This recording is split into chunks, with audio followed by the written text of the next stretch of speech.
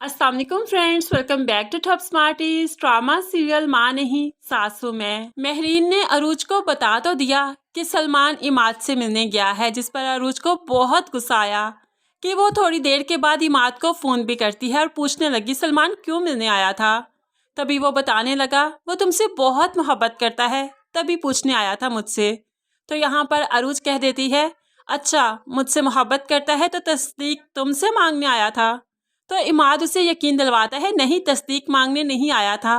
तुम जानती हो मोहब्बत बदगुमान होती है, जिससे मोहब्बत करते हैं उसे हम शेयर नहीं कर सकते। बस वो एक बेयकीनी के आलम में आया था कि कहीं उसकी मोहब्बत शेयर तो नहीं हो रही। लेकिन तुम फिक्र मत करो, अब वो मुकम्मल तौर पर मुतमिन होकर ही तुम्हारे पास आ रहा है। अब तुम लोगों की लड़ाई मेरी वजह से कभी नहीं होगी।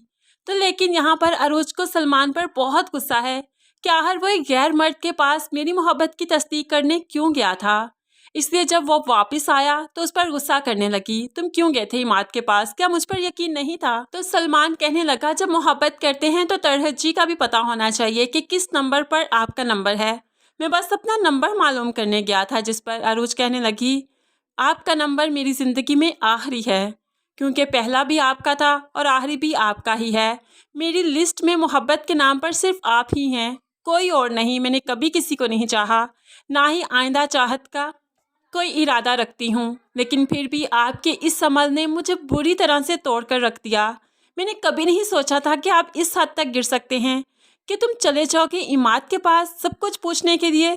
अब तो मैं उसका सामना भी नहीं कर सकती। अब अरूज के अल्फाज से सलमान काफ़ी शर्मिंदा हो जाता है। उसे एहसास हो चुका है कि उसने गलत किया, लेकिन महरीन अभी भी इसी काम में लगी है कि किसी तरीके से सलमान अरूज को छोड़ दे, जिसकी वजह से अरूज काफ़ी डर सी गई है। अपने कमरे में बेसुध लेटी है, क्योंकि उसने घर का ऑफिस भी सिर्फ इन्हीं लड़ाइयों की वजह से ख़त्म कर दिया। शाइस्ता उसका हाल पूछने आती है कि तुम काफ़ी देर से बाहर नहीं आई, क्या बात है। तभी वो रोकर शाइस्ता को बताने लगी कि ये महरीन आंटी आखिर क्या चाहती हैं मुझसे। इतनी बदगुमानियाँ, इतनी शक की बड़ी दीवार करती जा रही हैं हमारे रिश्ते में कि अब मैं डरने लगी हूँ। कहीं सलमान मुझे छोड़ने का फैसला ना कर ले, मुझसे दूर ना हो जाए, मैं क्या करूँगी। शाइस्ता उसे तसल्ली देती है कि ऐसा कुछ नहीं होगा, लेकिन महरीन हर वक्त इसी काम में ही लगी रहती है। वो अदरीस को भी बैठकर समझाने लगी, उससे बात करने लगी कि पहले तो आप इस तरह से बात नहीं करते थे, आप हमेशा अरूज के खिलाफ बात करते थे, अब क्या हुआ।